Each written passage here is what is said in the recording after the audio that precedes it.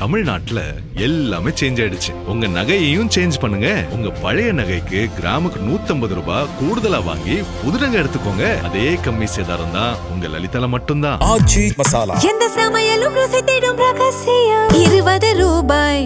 ஹாலிடேஸ்னாலே அது நம்ம ஜிடி ஹாலிடேஸ் தான்.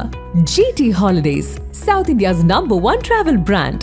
You know you are special when you're with GT Holidays.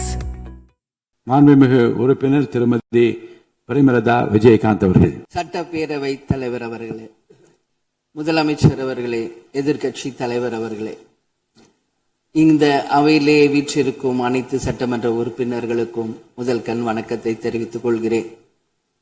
இன்றைக்கு சட்டப்பேரவையிலே பேசப்பட்ட இந்த தீர்மானம் ஒட்டுமொத்த தமிழக மக்களின் வாழ்வாதாரத்தைக்கும் மிக முக்கியமான ஒரு தீர்மானம். எனவே இதை யாரும் மறுக்கப் போவதும் இல்லை, ஏற்காமல் விடப் போவதும் இல்லை. தமிழ்நாட்டிற்காகவும் தமிழக மக்களின் அத்தனை உரிமைக்காகவும் ஒட்டுமொத்த தமிழகமும் ஒன்றாக தான் இருக்க போகிறோம், அதற்காக போராட போகிறோம். ஆனால் நாம் சற்று இதை பற்றி யோசித்தால், சுதந்திரம் வாங்கின காலத்திலிருந்து இன்றைக்கு வரைக்கும் காவேரி பிரச்சனையும் முல்லை பெரியாறு பிரச்சனையும் தமிழக மீனவர்கள் பிரச்சனையும் தொடர்ந்து பேசிக்கொண்டுதான் இருக்கிறோமே ஒழிய எதற்கும் இதுவரைக்கும் நிரந்தரமாக தீர்வு ஏற்பட்டதாக ஒரு வரலாறு இல்லை என்பதை நிச்சயமாக இந்த நேரத்தில் நான் பதிய வைக்க விரும்புகிறேன். இதற்கு எந்த குறிப்புகளோ படிக்க வேண்டிய அவசியம் இல்லை. இது உணர்வு, நம் மனதிலே ஆழமாக இருக்கும் நம் உணர்வை பதிய வைக்க வேண்டிய இடம் இந்த சட்டமன்றம். இந்த சட்டமன்றமே தமிழக மக்களுக்கானது. தமிழக மக்களின் வரி பணத்தில் நடத்தப்படுவதுதான் இந்த சட்டமன்ற இந்த கூட்டங்கள் எல்லாம்.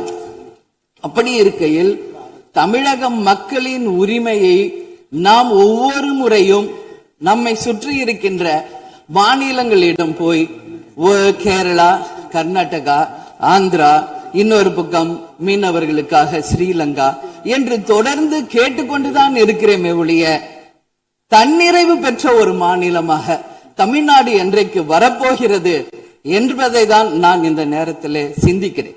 ஏன்னா நம்மை சுற்றி இருக்கின்ற நமது தலைவர்கள் எல்லாருமே இந்த பிரச்சனைக்காக, அம்மையார் புரட்சி தலைவி ஜெயலலிதா அவர்கள் காவேரிக்காக உண்ணாவிரதம் இருந்தாங்க, முதலமைச்சராக இருந்து. கலைஞர் அவர்கள் இதற்காக பல போராட்டங்கள் நடத்தினார். அண்ணன் ஸ்டாலின் அவர்கள் பல தீர்மானங்களை நிறைவேற்றி இருக்கிறார்கள். அது மட்டும் இல்லை, இதுவரைக்கும் முதல்வராக இருந்த அத்தனை பேருமே இதற்காக நாம பேசி இருக்கிறோம், போராடுகிறோம், சட்ட ரீதியாக நாம் அதற்கான தீர்வுகளை காண்கிறோம்.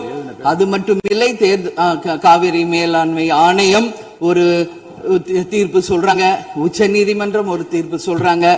எதுவும் பேசியும் இதுவரைக்கும் தீர்வு இல்லை. இப்பொழுது முதல்வராக பதவியேற்றிருக்கும் சிவகுமார் அவர்கள் சொல்றாரு, நாங்க பேச தயாராக இருக்கிறோம் என்று. நமது முதல்வரும் சிவகுமார் அவர்களும், நான் என்ன சொல்றேன், இது எல்லாரும் மக்களுடைய, இப்போ இந்த அவை இது முக்கியமான சட்டமன்றம். இங்க வந்தவொன்னு எல்லாருக்கும் என்ன கொடுக்கறாங்க? தண்ணி தான் கொடுக்கறாங்க. அப்போ ஒவ்வொரு மனிதருக்கும் தண்ணி தான் முக்கியம். இன்னைக்கு காவேரி தாயின்னு தான் நம்ம சொல்றோம். ஒரு தாயின் ஒரு குழந்தைக்கும் எப்படி தாய்ப்பால் இன்றியமையாதோ அது போல அத்தனை பேரும், அது விவசாயிகளா இருக்கட்டும், குடிமக்களாக இருக்கட்டும், இங்கு மிக முக்கியமானது குடிதண்ணீர். நீரின்றி அமையாது இவ்வுலகு. அதனால முதல்வர் அவர்களே, உங்களை நான் கேட்டுக்கிறது, எப்படி மின் மிகை மாநிலமாக தமிழகத்தை உருவாக்கணுமோ அது மாதிரி மின் மிகை நீர் மேலாண்மையை நாம் நிச்சயம் உருவாக்க வேண்டும் என்று கேட்டுக்கொள்கிறேன். மழை நமக்கு ஒரு கொடை, கடவுள் கொடுத்தது. அதற்கு இனி வர இருக்கும் மழை காலத்திற்கு முன் அதற்கான தீர்வுகளை நாம் ஏற்படுத்தி எங்கெல்லாம் தமிழ்நாட்டின் நதிகளை இணைக்க வேண்டும். சும்மா நம்ம போய் பக்கத்து ஸ்டேட்டுக்கிட்டே தண்ணி கொடுங்க, டேம் கட்டாதீங்க கேட்டுக்கிட்டே தான் இருக்கோம், எதுவுமே நடக்கல. அதனால சொல்றேன், தன்னிறைவு மிக்க மாநிலமாக நம் தமிழ்நாடு உருவாக வேண்டும் என்று மாண்புமிகு முதல்வர் அவர்களை நான் கேட்டுக்கிறேன். தமிழ்நாட்டில் இருக்கிற நதிகளை நாம் இணைப்போம், எல்லா இடத்துலையும் தூர் வாருவோம். வரப்போகும் மழைக்காலத்திற்குள்ள அந்த நீரை எப்படி சேமிக்க வேண்டும் என்பதை நாம முடிவு செய்யணும். வீணாக கடல்ல போய் நீர் கலக்கிறத தடுத்தாலே தமிழ்நாடு மின்மிகை நீர் மேலாண்மை நிச்சயம் வரும் என்பதை தெரிவிச்சுக்கிறேன். இதுல யாருக்கும் எந்த மாற்று கருத்தும் இருக்காது. தமிழ்நாடின் உரிமை என்றைக்கும் நாம் விட்டுத்தர முடியாது. முன்னொரு காலம் புரட்சி கலைஞர் கேப்டன் எதிர்கட்சி தலைவராக இருந்தபோது தமிழகத்தின் பிரச்சனைக்காக அனைத்து கட்சியும் ஒன்று திரட்டி டெல்லிக்கு சென்று பிரதமரை சந்தித்து தமிழக மக்கள் சார்பாக கோரிக்கை வைத்தார். அதுபோல் தேவைப்பட்டால் அனைத்து கட்சியையும் நீங்கள் ஒன்றாக அழைத்து சென்று தமிழக மக்களின் உரிமையை நிலையாக உறுதியாக நீங்கள் நிலைநாட்ட வேண்டும் என்பதை நான் கேட்டுக்கொள்கிறேன். எனவே தேசிய முற்போக்கு திராவிட கழகம் என்றைக்கும் தமிழ்நாட்டின் உரிமைக்காகவும் தமிழக மக்களின் உரிமைக்காகவும் உறுதியாக மேகதாதுவில் அணை கட்டக்கூடாது என்பதிலும் எந்த மாற்று கருத்தும் இல்லை. தீர்மானத்தை வரவேற்கிறேன் என்று கூறி அமர்கிறேன். நன்றி, வணக்கம். நக்கீரன் டிவிக்கு சப்ஸ்கிரைப் செய்யுங்கள். உங்கள் ஆதரவே எங்கள் பலம்.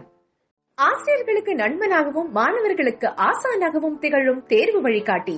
ஒவ்வொரு பாடத்திற்கும் அனுபவமிக்க ஆசிரியர்களின் துல்லியமான தெளிவான விடைகள். CNC இருக்கு, தேர்வு பயம் எதற்கு? இது தீரன் பப்ளிஷிங் ஹவுஸ் விற்பனை வெளியீடு.